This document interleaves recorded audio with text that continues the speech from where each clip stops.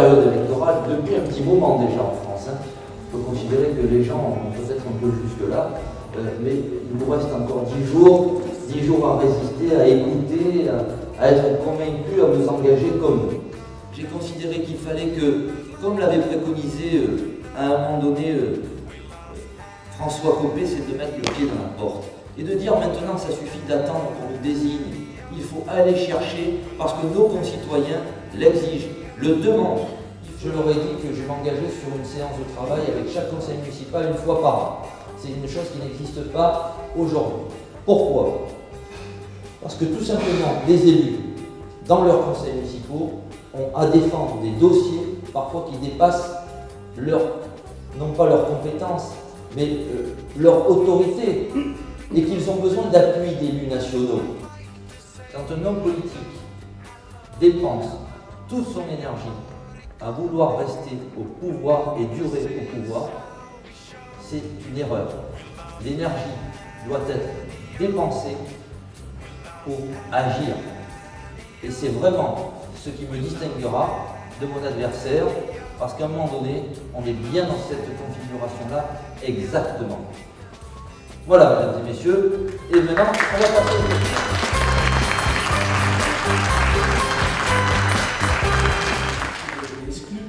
Et vous trouvez normal de mettre le parti en danger et de faire passer ou la gauche ou le Front National?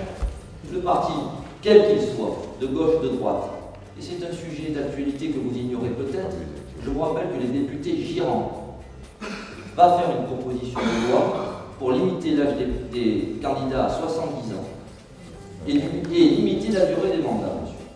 Et je m'y inscris pleinement. C'est que lorsque je n'ai pas reçu l'investiture, parce que vous ne savez peut-être pas toute l'historique, sachez que j'avais toujours déclaré ma candidature avec ou sans investiture, monsieur, que les choses soient claires. Et que l'UMP a commencé à regarder ce jeune de Sainte-Maxime qui pouvait peut-être porter le mouvement. C'est pas si facile que ça, parce que malheureusement les règlements de notre propre parti ne sont pas clairement définis là-dessus. Mais c'est pas grave.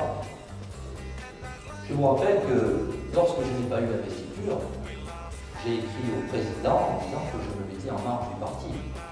D'accord? Que cette exclusion dont vous aurez noté qu'elle n'est que provisoire, parce que vous avez eu connaissance de la lettre, pas des coups de fil que j'ai pu recevoir. Vous savez, si vous êtes élu, le coup de fil, c'est 5 minutes après l'élection que vous la recevez pour intégrer votre famille.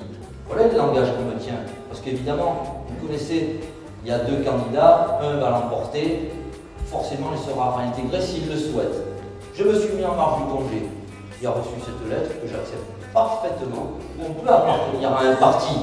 On peut appartenir à un parti. Mais chaque individu doit agir en homme libre.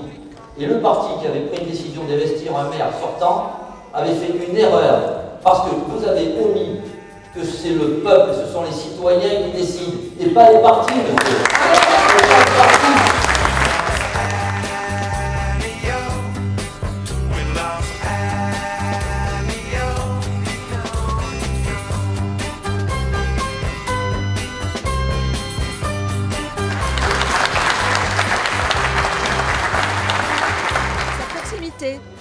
Sa communication simple, courtoise, modeste et en même temps dynamique et ambitieuse, voulant faire partager son énergie pour le plus grand nombre.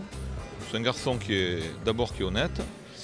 Quand vous lui demandez quelque chose, il se met au boulot et il vous rappelle dans les 8 ou 15 jours en vous disant, lui ou un de ses élus en disant voilà, là on va pouvoir faire, on ne va pas pouvoir faire.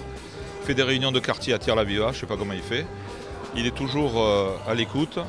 Quand vous voyez dans sa commune, aujourd'hui, il est passé au premier tour à 50,50. Mais aujourd'hui, quand vous voyez les petits, les personnes âgées, les petits vieux, tout le monde adhère. C'est un garçon qui a envie. Il ne fait pas ça comme font certains pour l'argent, il fait ça par passion.